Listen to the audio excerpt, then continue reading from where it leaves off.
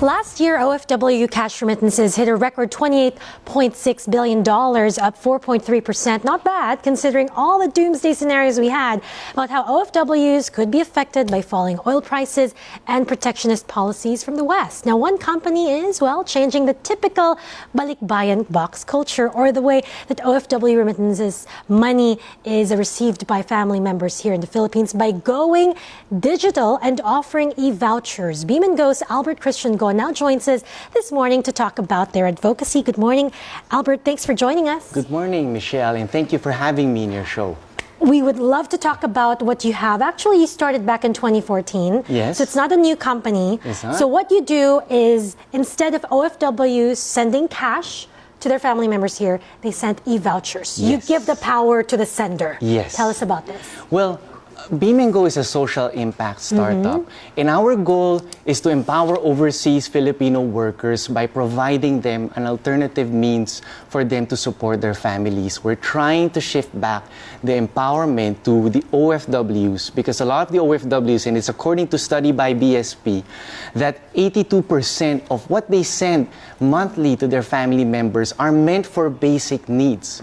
That is the very important statistic there, is that they work overseas in order to provide for their families food, education, day-to-day needs, bills payments. And that is the crux of why we started Beam&Go, because we saw that there are problems in terms of remittances, is because once they send the money back to their family members, the money tends to get misused. Now, what we need to do is to shift the empowerment back to the sender. And that's how we started the gift certificates of Beam&Go. And right now, our merchants are curated in the basic needs, because that's what we personally feel is going to be helpful in eliminating poverty in the Philippines. And looking at your partner, I think the challenge here is how you scale it up, because you've already set up the system. The question is, what are the challenges in scaling up and making this sustainable? Let's start with your reach, the network that you have. You have 22 merchant partners, department stores and groceries. I think we have a list or logos of those partner companies. You've got the there you go, Gaisano Mall, Super 8, RightMed, Unilab, Generica Pharmacy. My question is, when you look at this list that you have, there are big names missing. Yes. The big retailers are not here. Is Exactly. that a challenge? Is that a problem? When we first started, definitely, it was our belief that we needed to partner with all these big retailers. But then when we asked these OFWs, we kind of figure out that the OFWs have a special affinity towards brands that are near their families. A lot of them are in Visayas or in Mindanao. Case in point is the Gaisanos. We partner with all the 6 different families. It's not just one controlling the supermarket business. A lot of them and a lot of people are controlling it. And they're known in different regions. For example, in Davao is G-Mall and NCCC. In Iloilo, there's Iloilo Supermart in Gaisano Capital. So if you look at it, if you go to their supermarkets, it's really packed. It's known because it's cheap, it's affordable, and there's wide selection of products, and also they're near the families of OFWs. Most of these big retailers are only in the big cities. In the provinces, but the OFWs, they're living in far-flung areas. Sometimes it's about an hour and a half away. So that's what we do. We make sure that we partner with supermarkets that can provide value, is cheap, affordable, and it helps overall in terms of how they save for their families. So you don't see this as a problem? I mean, not having the big retailers on board? Because I know one of your competitors, Yes. which I will not mention the name Yes. of, they partnered with the Henry C. Group, Yes. the SM Group. They also have the Jollibee Group, Yes. and Mercury Drug Group. Yes. So part of our goal is also to expand in those areas, and because for us, we're very agnostic in terms of partnering with supermarkets and department stores and pharmacies. We're very open in terms of partnering with them, primarily because for OFWs, the more options that we provide them, the better it is. A lot of them, they just want to choose those that are close to their families. We started with the SMEs. We're now getting them, and as a startup, that's a unique challenge when you need to prove yourselves first. And for us, we partner with them. The next strategy is to also partner with known brands. And that's coming in our pipeline, partnering with, let's say, big fuel companies, partnering, let's say, with the big names that you just mentioned. These are all part and parcel of what we want, because at the end of the day, we believe that it's really in the many helping hands. And this is an advocacy that we're doing. We're helping Filipinos, and it's important that we just work together in this startup community, in the business community, and a lot of these big businesses are starting to take note of all these developments in the startup community. And for us, we're ready. Just call us anytime. We're going to partner with you. Any partnerships in serious or advanced stages of negotiations now? Yes. I won't mention some of the names, but they're really fuel. We're just in talks with the big ones like Petron, and we're able to do a proper integration with them, and within a few weeks we can already open it. Wonderful. Our plan is by June we're gonna sweep all these supermarkets.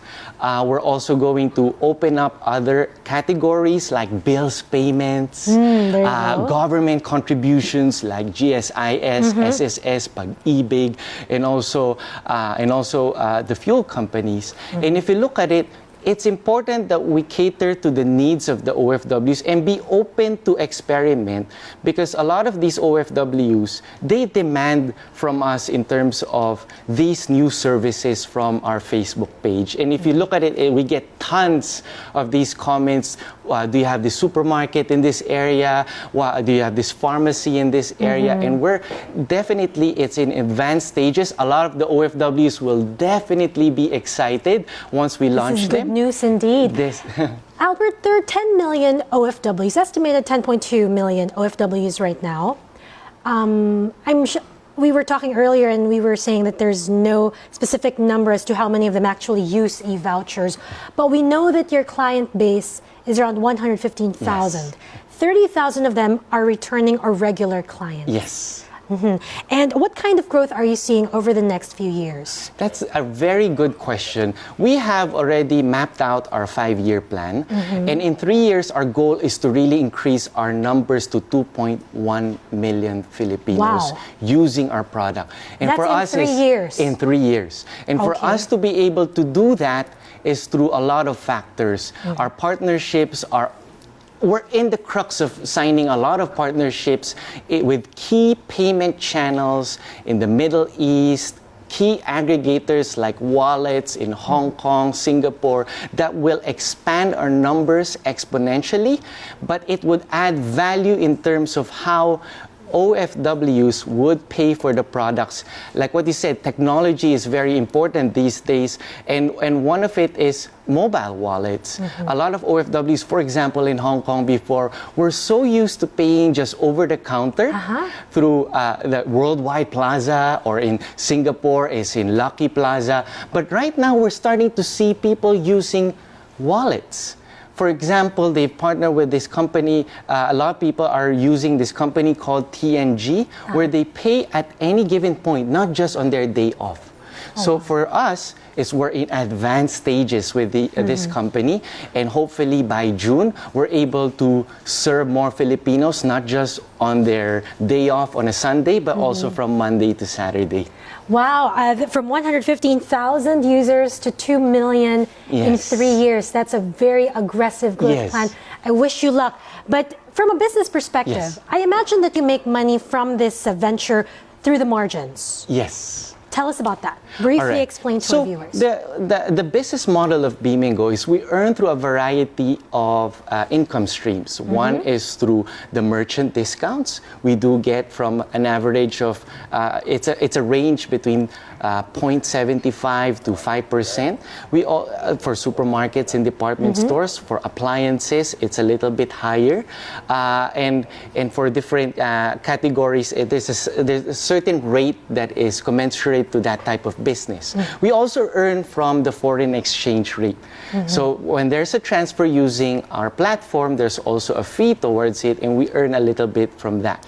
We also earn from the payment channels that the partner with us, and there's also a service fee that we onboard these partners. Another thing is through a web admin fee or convenience fee. You see that a lot with, let's say, airlines like Philippine Airlines or Cebu Pacific. Will There's you always be partnering with airlines? Sorry, it just popped. Will you be partnering with airlines? That's very open. We're very open to that, because in other countries, the payment in terms of like airline tickets has become a problem. Like for example, in December there was a big issue with OFWs in Hong Kong because they paid and then they weren't able to use the ticket. So for us, we want to make sure that when we partner with them, it's official and we do it the right way. Cryptocurrencies. They're saying that the cryptocurrency, the rise of this new digital currency, will change the remittance industry.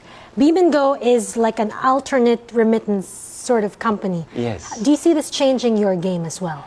Oh, most definitely. If we look at cryptocurrencies as a whole, there's a lot of public attention towards it.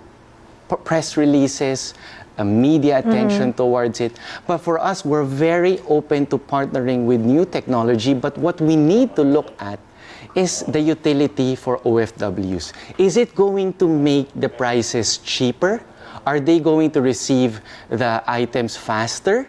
And the third one is also, is it going to be more convenient in terms of as a payment option? And for us, we're open to it. At this point in time, it seems it's very early. Our game is to partner with the big remittance centers overseas and wallets, and that's going to come soon in the horizon. We don't have much time. I have two quick questions for you very quickly. Number one, are you looking to expand to cater to other migrant communities like the Bangladeshis, the Indonesians? Yes. Do you have plans for that?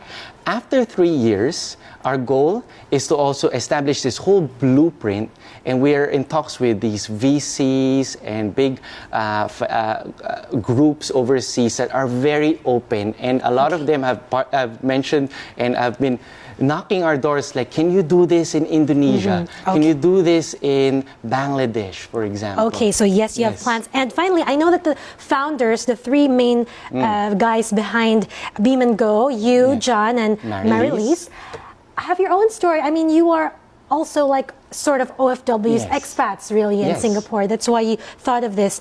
What is the next leg? What else do you think will OFWs be needing moving forward? What is the next driver of... That's a very, very good question, because if you look at OFWs, a lot of them, they work overseas, not because they wanted to just move overseas. It's because of, number one, the high income differential. And also because of poverty. Some of them are in provinces like Lawag or Isabela, where poverty rates are very high. So because there are no jobs, they work in other countries. The next thing that we're looking at is how do we help them in the social aspect of it?